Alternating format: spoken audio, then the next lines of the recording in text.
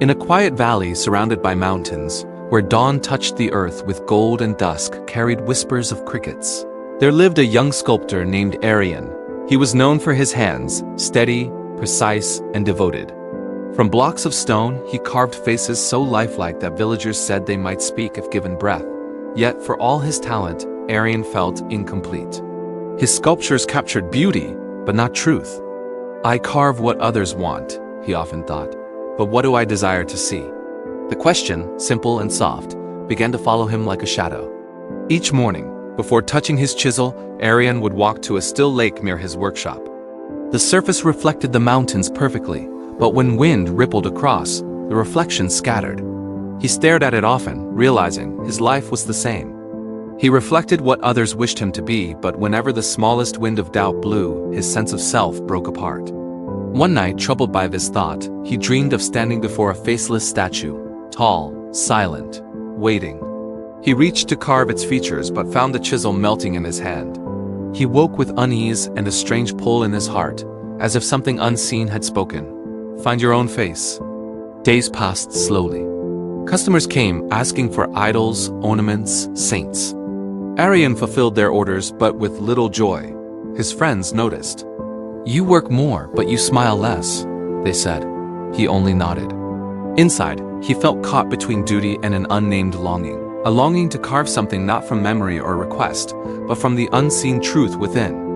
One evening, after completing a statue for a nobleman, Arian sat beside the fire, staring at his tools.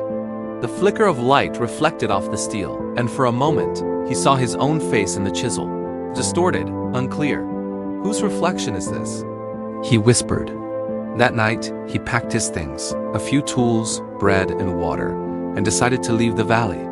He told no one why, because he didn't yet know himself. He traveled across forests and silent plains, guided by instinct more than direction. Some nights he slept beneath trees, some beside rivers. He worked here and there to earn coins, mending broken idols or carving small ornaments, but always continued onward. In every village he passed, he observed faces, proud, weary, joyful, lost. Each told a story. One evening, he met an old wanderer sitting by the roadside, carving a small bird from driftwood. "You carve well," Arian said. The old man shrugged. "I carve to breathe," he replied. "Every cut is a whisper of truth."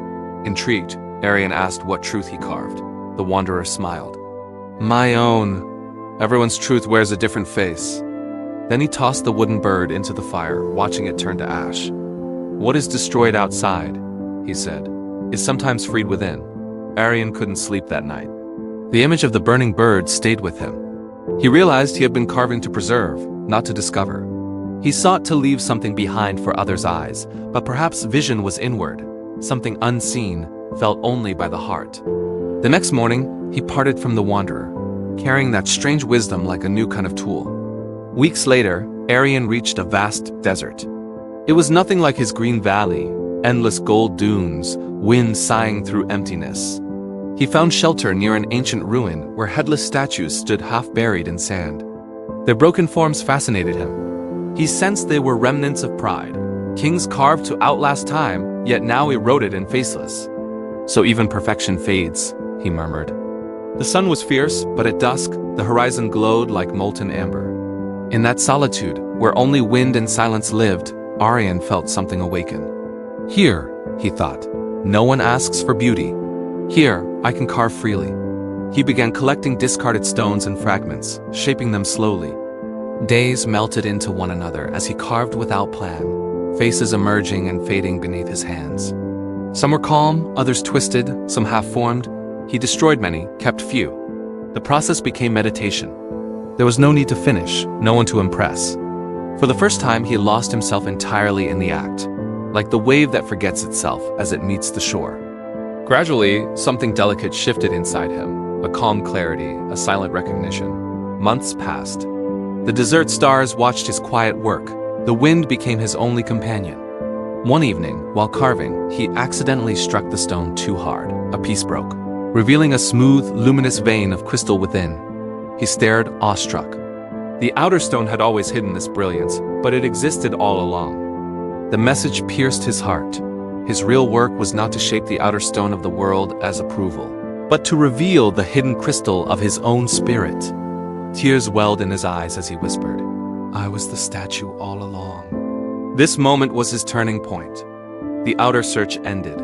The inner one began. He stopped carving for form or face.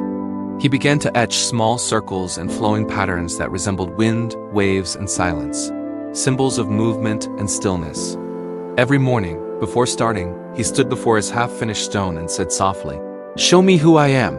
His hands worked gently, as if guided by something ancient, and he felt joy again.